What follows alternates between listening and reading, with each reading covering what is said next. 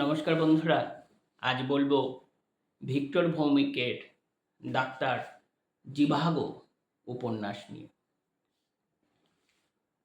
গানের যেমন লিরিকই সম্পদ, কিন্তু সেই লিরিক নির্ভর করে সুর, লয়, তাল, ছন্দ ও পরিবেশন গুণের উপর। তেমনি উপন্যাসের ক্ষেত্রেও কথাই প্রধান, কিন্তু সেই কথা দাঁড়িয়ে থাকে লেখকের চিত্রকল্প, ভাষাগত দক্ষতা, বিশ্লেষণ, জীবনবোধ এবং আবহ সঙ্গীতের ওপর। অর্থাৎ একটা কথা কোন ফর্মে, কোন প্লটে, কোন জীবনকে ধরতে সমর্থ হচ্ছে, তার পেছনে যে চিত্রকল্প, উপমা, ভাষাগত দক্ষতা এবং সেই কথা কোন স্রোতে, কোন ক্রিয়ায় ভেসে যাচ্ছে, তা টেক্সটকে গুরুত্বপূর্ণ করে তোলে এবং অবশ্যই জীবন্ত করে তোলে। ভিক্টর ভৌমিকের এই ডাক্তার জিভাগো উপন্যাস পড়তে গিয়ে এই কথাগুলি মনে এলো। তেমনি কিছু কিছু উপন্যাস আছে যা মানুষকে উত্তেজিত করে, মানুষকে কুড়ো করে তোলে, মানুষকে ক্রোধী করে তোলে। তেমনি কিছু কিছু উপন্যাস আছে মানুষকে শান্ত, নিরালা, নির্বাক করে। মানুষের মস্তিষ্কে এমনভাবে তা আঘাত করে, তার নির্মাণ ক্রিয়া এমনভাবে প্রভাব ফেলে, দীর্ঘ সময় স্তব্ধ করে রেখে দেয় এবং উপন্যাসটির গঠন, উপন্যাসটির নির্মাণ সম্পর্কে পাঠককে বহুক্ষণ ভাবতে বাধ্য করে। ভিক্টর ভৌমিকের এই ডাক্তার জিভাগো উপন্যাসটি দ্বিতীয় পর্যায়ের। এর চরিত্ররা সাধারণত উদ্ভ্রান্ত, বিভ্রান্ত। আসলে সময়ই জটিল, সময়ের মানুষ তো জটিল থেকে জটিলতর হবেই। মানুষ কি ভাবে আর কি করে, পরিণামে যে সত্য উৎপাদিত হয় আর মানুষ যে সত্য উৎপাদন করতে চায়, তার মধ্যে আকাশ পাতাল ফারাক। ফলস্বরূপ মানুষের চিন্তা ভাবনা প্রতি মুহূর্তে বদলে বদলে যায়, মানুষ প্রতি মুহূর্তে উদ্ভ্রান্ত হতে থাকে। এই উপন্যাসের প্লটে রয়েছে একটি খণ্ডসূত্র। সেই খণ্ডসূত্রকে ধরে লেখক সম্পূর্ণতায় পৌঁছতে চেয়েছেন। আসলে জীবনের লক্ষ্যই তো সম্পূর্ণতায় পৌঁছে যাওয়া, শিল্পের লক্ষ্যই সম্পূর্ণতায় পৌঁছে যাওয়া। কিন্তু জীবন ও শিল্প তো খুব স্বাভাবিকভাবে, খুব সহজভাবে সম্পূর্ণতায় পৌঁছে যায় না, তাকে সম্পূর্ণতায় পৌঁছে দিতে হয়। বড় শিল্পী, বড় লেখক খণ্ডিত জীবনকে সম্পূর্ণতায় পৌঁছে দিতে পারেন। এই যে খণ্ড থেকে অখণ্ডের ধারণা, সেখানে নানা ম্যাজিক, কিংবদন্তি, হঠকারী বৃত্তান্ত, মায়াবাস্তবতা জাদু বাস্তবতা এসে যায়, সেটাই লেখক এখানে দেখাতে চান। তেমনি ব্যক্তির জীবনে গ্রন্থ পাঠের একটা বিরাট ভূমিকা আছে। গ্রন্থ মানুষকে উন্মুক্ত করে, জগৎ জীবন সম্পর্কে প্রশ্ন করতে শেখায়, জগৎ জীবনের আবরণ উন্মোচন করে। তেমনি অধিক গ্রন্থ পাঠ মানুষকে বাস্তব থেকে বিমুখ করে গ্রন্থেই নিমগ্ন করে দেয়। তখন শুধুমাত্র জ্ঞানতত্ত্বের পাঠশালা দ্বারা, জ্ঞানতত্ত্বের অর্জিত সাধনা দ্বারা সে জগৎ ও জীবনকে বিশ্লেষণ করতে চায়, যার সঙ্গে বাস্তব মেলে না, সে বাস্তব থেকে পালাতে চায়। এই উপন্যাসের যে নায়ক গগন, সে ছোটবেলায় অনেক কিছু হতে চেয়েছিল, কিন্তু শেষ পর্যন্ত কিছুই হয়নি। একজন সামান্য চাকুরিজীবী হয়েছে। আসলে ছোটবেলায় আমাদের যে রচনা লিখতে দেওয়া হয়, বড় হয়ে কি হতে চাও, অনেকে অনেক কিছু লেখে। সেই ধারণাগুলো সময়ের সঙ্গে সঙ্গে বদলে যায়।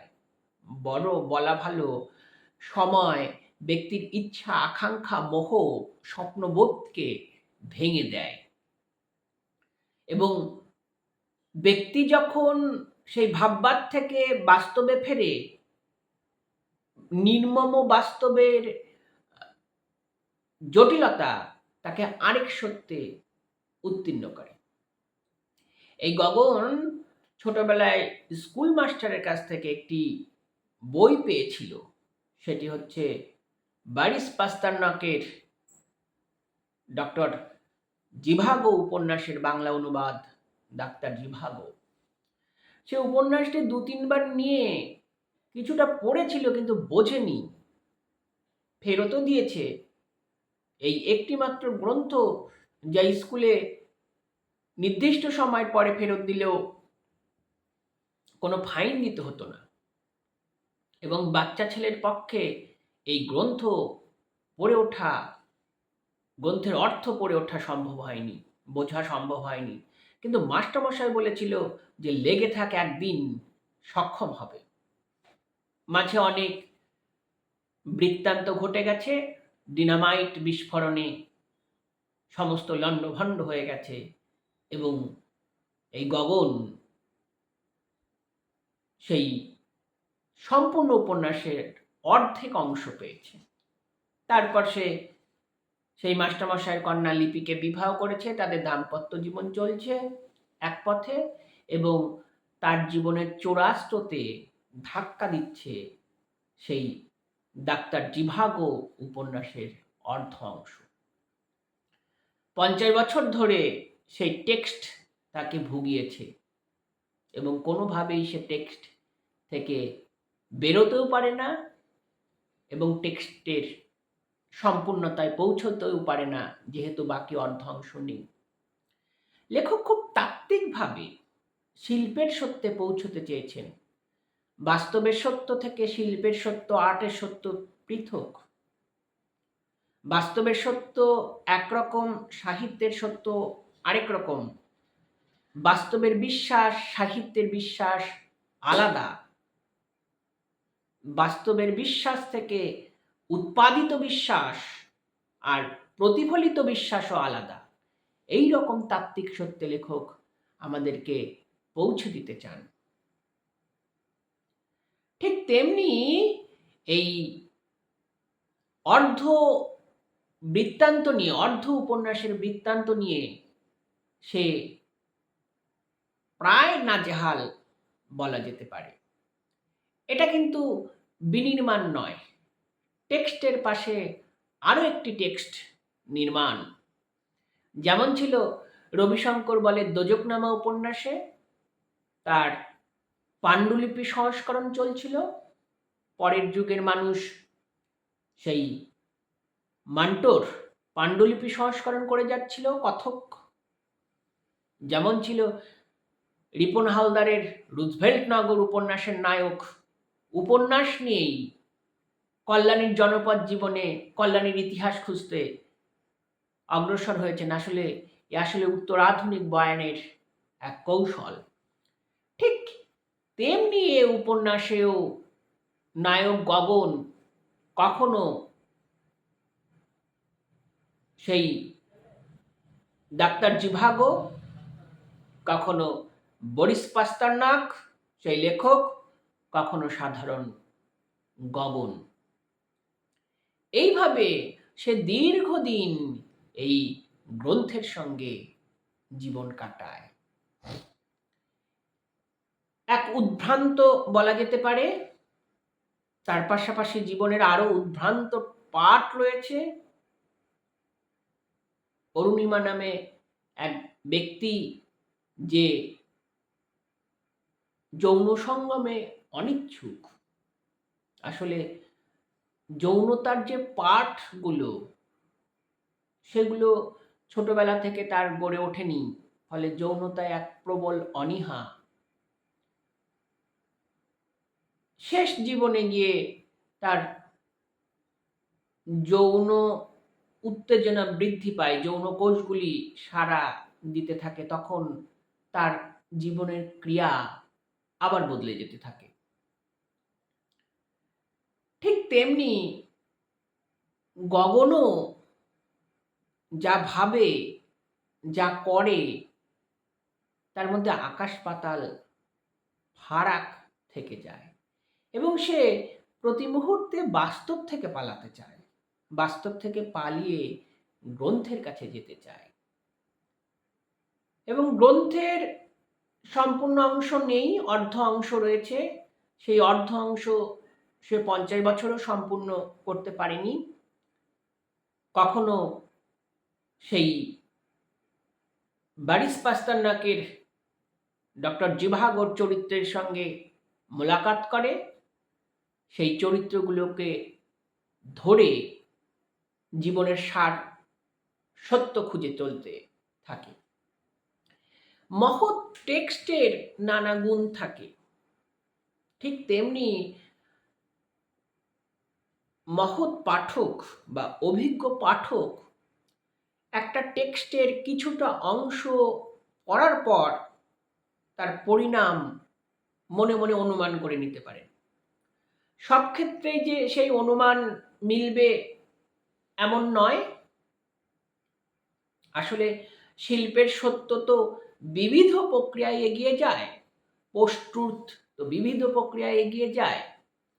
ঠিক তেমনি লেখক যে সত্যে তার সমাপ্তি ঘটিয়েছেন, পাঠক অর্ধপথ থেকে সেই সত্যের সমাপ্তি নাও ঘটাতে পারেন, সে একটা বিকল্প সত্য গড়ে তুলতে পারেন। তার মনে হতে পারে এই বিকল্প সত্য ধরেই পরিসমাপ্তি ঘটানো যেতে পারে। এই রকম তাত্ত্বিক সত্যে লেখক আমাদের নিয়ে গেছেন।